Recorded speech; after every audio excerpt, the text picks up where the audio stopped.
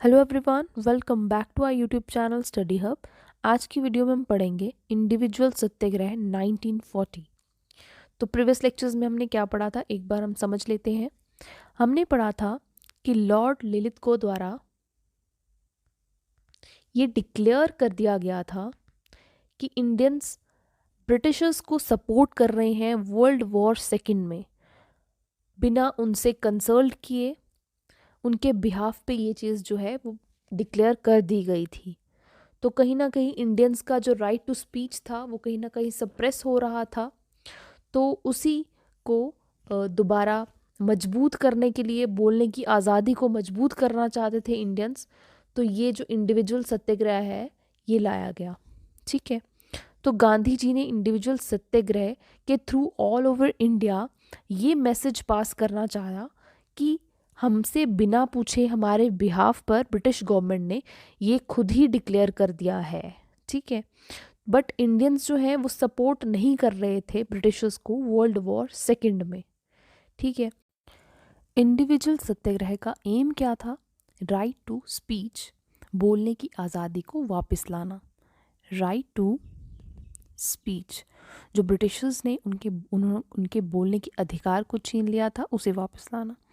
तो इंडिविजुअल सत्याग्रह जो है ये किस तरह से लॉन्च किया गया? दो फेजेस में इसे लॉन्च किया गया। फर्स्ट फेज़ जो कि लॉन्च किया गया अक्टूबर 1940 से दिसंबर 1940 तक। इसके बाद फर्स्ट फेज़ में किस तरह से ये लॉन्च किया गया? जगह जगह जाकर वॉर में सपोर्ट ना करें ब्रिटिशर्स को, इस तरह से भाषण दिए गए। स्टार्ट किया गया आचार्य विनोबा भावे द्वारा। ये स्पिरिचुअल डिसाइपल थे गांधी जी के। इन्होंने स्टार्ट किया पुनार, महाराष्ट्र से 11 अक्टूबर 1940 में, और इन्हें अरेस्ट कर लिया गया 21 अक्टूबर 1940 में। ठीक है, इसके बाद जवाहरलाल नेहरू ने स्टार्ट किया 31 अक्टूबर 1940 को, इन्हें भी अरेस्ट कर लिया गया। इसके बाद थर्ड जो है वो है ब्रह्मदत्त। देन फर्स्ट फेज़ जो था इंडिविजुअल सत्याग्रह का, इसे रोक दिया गया दिसंबर 1940 में।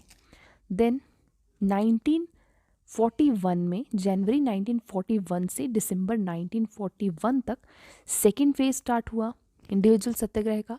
अब इसमें क्या था, यहाँ पे भाषण नहीं दिए जाने लगे, यहाँ पे लोगों को, ज़्यादा से ज़्यादा लोगों को अपने साथ जोड़ा जाने लगा और दिल्ली की तरफ ले जाया गया और नारा दिया गया वहाँ पे, दिल्ली चलो। ठीक है, इसके बाद यहाँ पे क्या था, फेज़ 1 से ज़्यादा फेज़ 2 में जो लोग थे ज़्यादा से ज़्यादा वो जुड़ चुके थे इंडिविजुअल सत्याग्रह में। यहाँ पे 20,000 पीपल अरेस्ट कर लिए गए।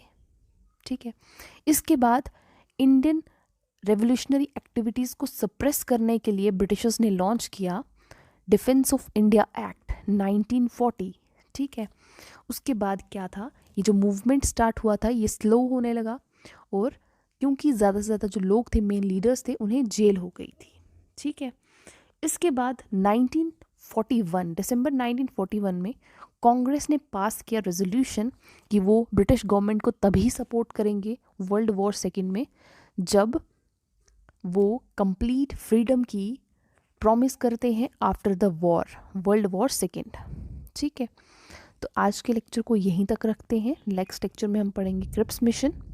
तो अगर आपको हमारे वीडियोस लेक्चर्स पसंद आ रहे हैं, अगर आप एंजॉय कर रहे हैं, तो लाइक शेयर सब्सक्राइब ज़रूर करें हमारे चैनल को।